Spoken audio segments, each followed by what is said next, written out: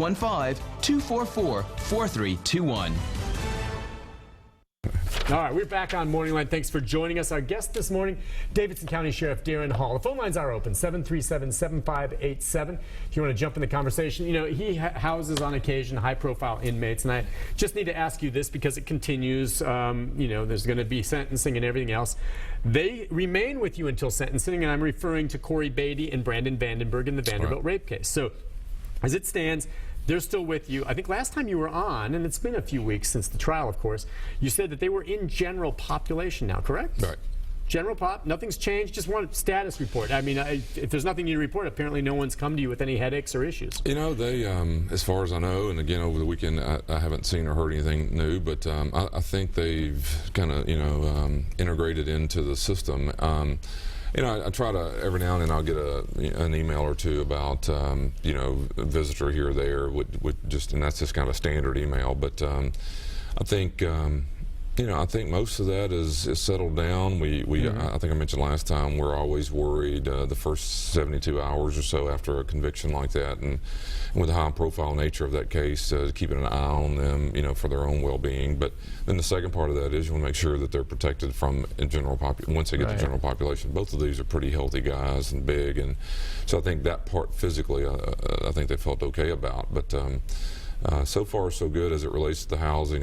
You and I were talking off the air, but the you know, the sentencing date is put off, and it's usually fairly quick, and so we're ready to move them on. And you don't have very many convicted people facing that kind of time that already been convicted staying for months on end over here very often. So don't love that part. I mean, it just needs to, because once that happens, they need to move on into the prison system, and hopefully they'll get that done in, I think, early June. I keep hearing. And how quickly after sentencing do they move? Because, and clarify, when they're sentenced, they're going to appeal. Right.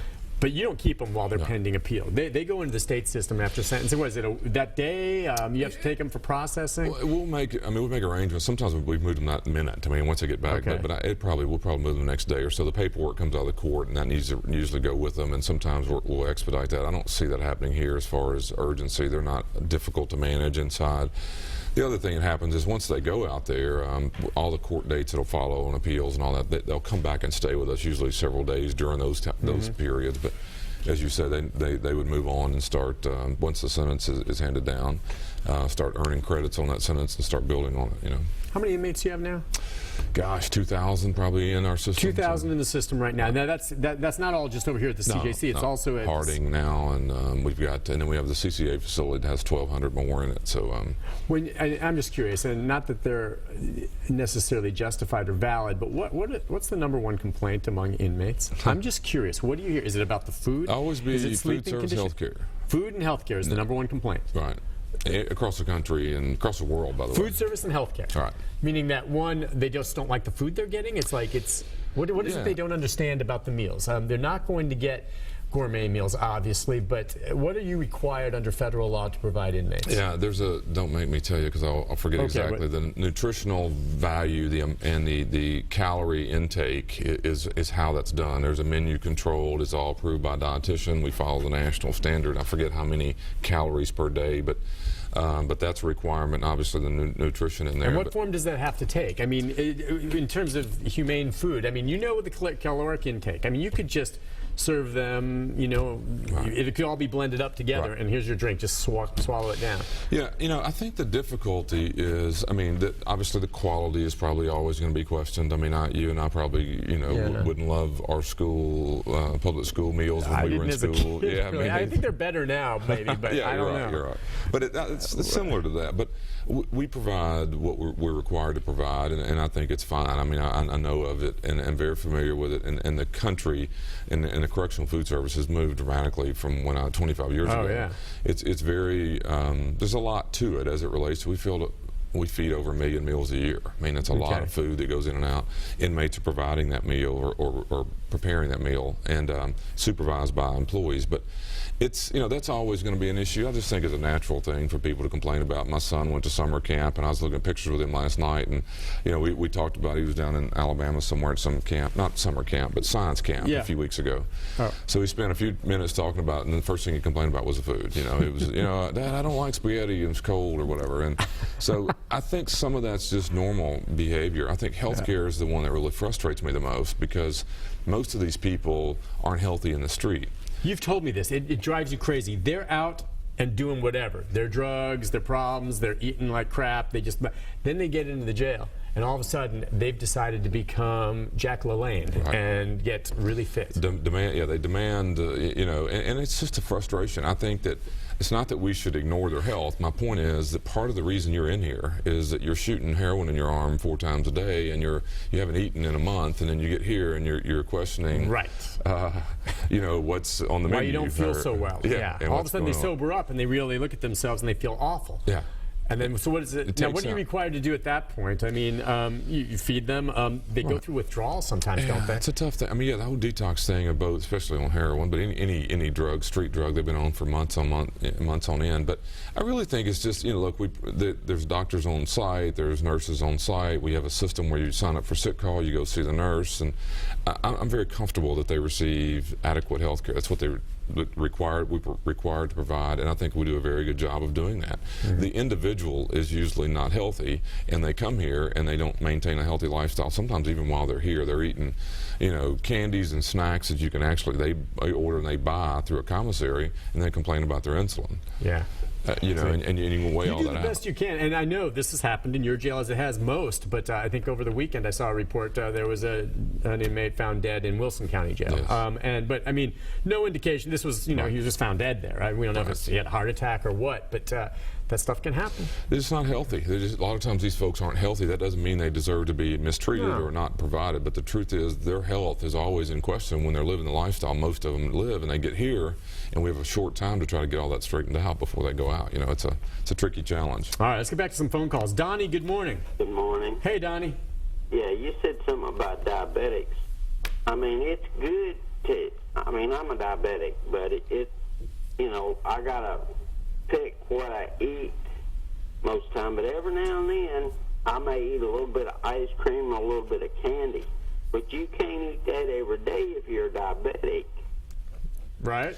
And I know when you go to jail, they got to take care of diabetics and stuff like that, but they need to control what they eat, even if they get commissary. That way they don't go in a diabetic coma. Well, that's a good point. Now, how often do you have to prepare special meals for individuals like diabetics that maybe can't eat certain things? Every day. I forget the percentage. It's in the 20s, I think. 20+% of our inmates are on some special meal. And yeah, whether it's religious diet or whether you do have some religious diets right now?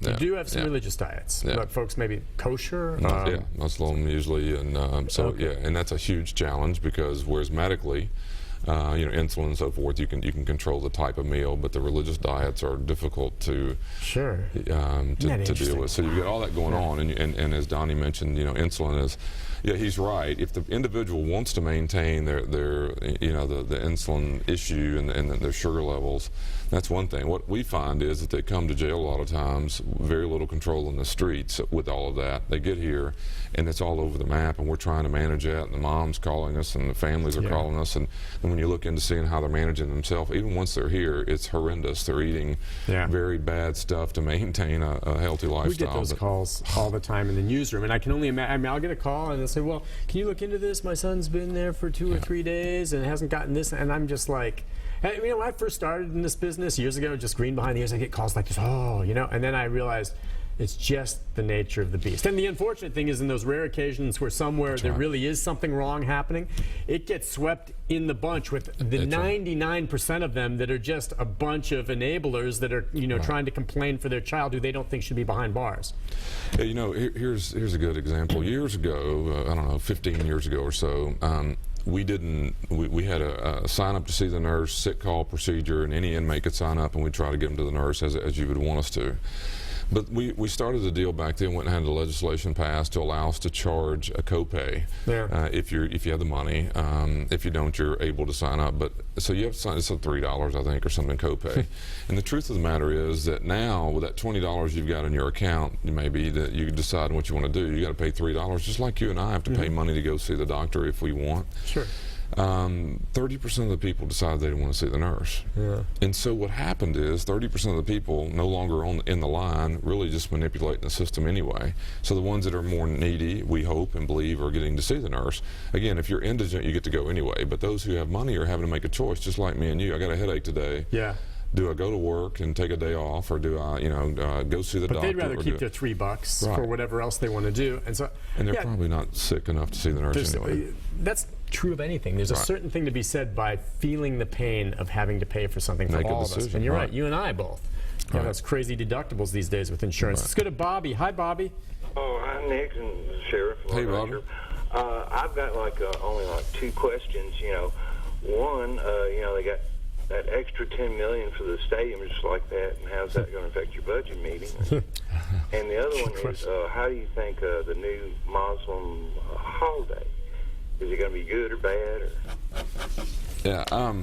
Well, Bobby brought up the $10 million on the stadium. I just don't want that to hurt us getting what the city really needs to do. And again, I don't think it will. But well, I'm wondering now, people are going to say, all right, that happened there. Sheriff, you're talking about, $100 million, it's going to be the same to build a new one as this. But we know we're going to get into it like everything else. And when it's halfway done, they're going to say, oh, we got an overrun of another $10 million.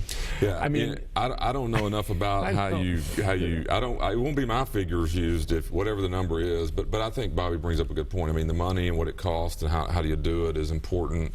The thing that mine makes a little different than I think a ballpark is you have to do something. There's just no denying. I know you're going to have to spend in the upwards of $100 million. And the question that I think needs to be answered is, what is the best use of that money?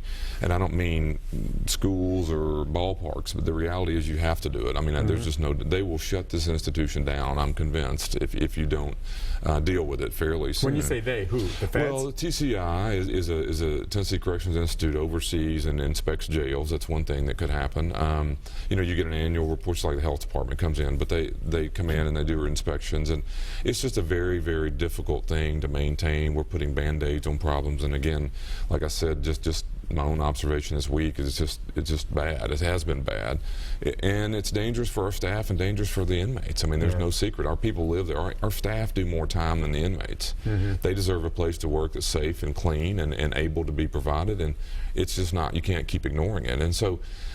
You have to get to the point of realizing that and take experts' opinion, not mine, but that they will tell you that it's at its end of life, and the imminent problems are real. We're going to have to deal with it, and so and it's not like, say, this building where you could probably, I walked in and saw construction out back, and you can't really do workarounds in jails. You can't let the inmates run the hallways while you're in there doing all the plumbing. You're going to move everybody out, renovate the building, spend a tremendous amount of money renovating it, bring them back in, and once you do that, the new standards of how you square footage and how you house people apply to a building once you renovate it. And you can't fully privatize and just build some offices and say, let's not build a new jail, let's just throw it to the private?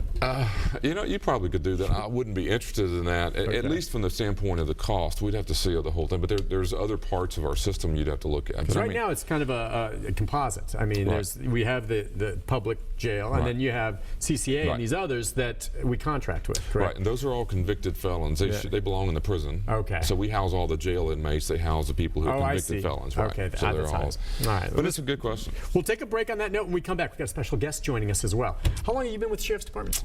25 years. And she's been there 20 plus, I suppose, about to leave. But you wonder sometimes about how things go on behind the scenes. He's a very busy guy. He comes on, but the media is always looking for things from the jail and from the Sheriff's Department. And the person who's about to join us has been in the middle of all of that through some huge things over the years, and we're all going to really miss her. But I want to have her come up because she's part of your entourage. So we'll be right back with Carla West as well. Stay with us.